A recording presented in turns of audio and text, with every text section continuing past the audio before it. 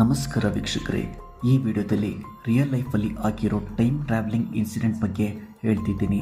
ಇದು July 1954 ಜಪಾನ್ನಲ್ಲಿರೋ Tokyo international ಏರ್ಪೋರ್ಟಲ್ಲಿ ಆಗಿರೋ incident.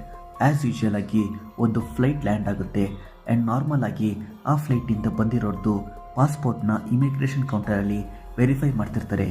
ಇವಾಗ ಒಂದು ಇನ್ಸಿಡೆಂಟ್ ಆಗುತ್ತೆ. ಈ ಇನ್ಸಿಡೆಂಟ್ ಆಗಿನ ಕಾಲದಲ್ಲಿ ಇಡೀ ಜಪಾನಲ್ಲೇ ವೈರಲ್ ಆಗಿರುತ್ತೆ. ಈ ಇನ್ಸಿಡೆಂಟ್ ಏನಪ್ಪ ಅಂದರೆ, ಆ ಫ್ಲೈಟಲ್ಲಿ ಬಂದಿರೋದು ಒಬ್ಬಂದು ಪಾಸ್ಪೋರ್ಟ್ ನೋಡಿ ಇಮಿಗ್ರೇಷನ್ ಆಫೀಸರ್ಗೆ ಶಾಕ್ ಆಗುತ್ತೆ. ಯಾಕಪ್ಪ ಅಂದರೆ ಆ ಟ್ರಾವೆಲರ್ ಬಂದಿರೋದು ಟೌರೆಟ್ ಅನ್ನೋ ಕಂಟ್ರಿಯಿಂದ ಅಂತ ಪಾಸ್ಪೋರ್ಟಲ್ಲಿ ಮೆನ್ಷನ್ ಆಗಿರುತ್ತೆ.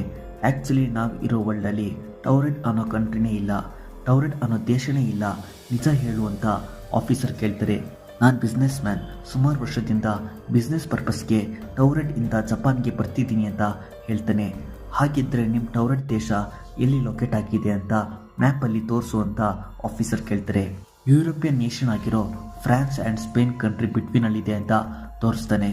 ಆ್ಯಕ್ಚುಲಿ ಅವನು ತೋರಿಸಿರೋ ಪ್ಲೇಸಲ್ಲಿ ಅಂಡೋರಾ ಅನ್ನೋ ಕಂಟ್ರಿ ಇದೆ. ಇದನ್ನ ನೋಡಿ ಅವನಿಗೂ ಶಾಕ್ ಆಗುತ್ತೆ. ಆಫೀಸರ್ ಹತ್ರ ಆರ್ಗ್ಯೂ ಮಾಡೋಕ್ಕೆ ಸ್ಟಾರ್ಟ್ ಮಾಡ್ತಾನೆ. ಅವನು ಕ್ರಿಮಿನಲ್ ಇರಬಹುದು ಅಂತ ಆಫೀಸರ್ಗೆ ಡೌಟ್ ಬಂದು ಅವನ ಹತ್ರ ಇರೋ ಎಲ್ಲ ಡಾಕ್ಯುಮೆಂಟ್ಸ್ನ ಸೀಸ್ ಮಾಡಿ ಅವನ ಅರೆಸ್ಟ್ ಮಾಡಿ ಏರ್ಪೋರ್ಟ್ ಹತ್ರ ಇರೋ ರೆಸ್ಟೋರೆಂಟಲ್ಲಿ ಲಾಕ್ ಮಾಡ್ತಾರೆ. ಅವನಿರೋ ರೂಮ್ ಸುತ್ತ ಪ್ರೊಟೆಕ್ಷನ್ಗೆ ಅಂತ ಟೈಟ್ ಸೆಕ್ಯೂರಿಟಿ ಇಟ್ಟಿರ್ತಾರೆ.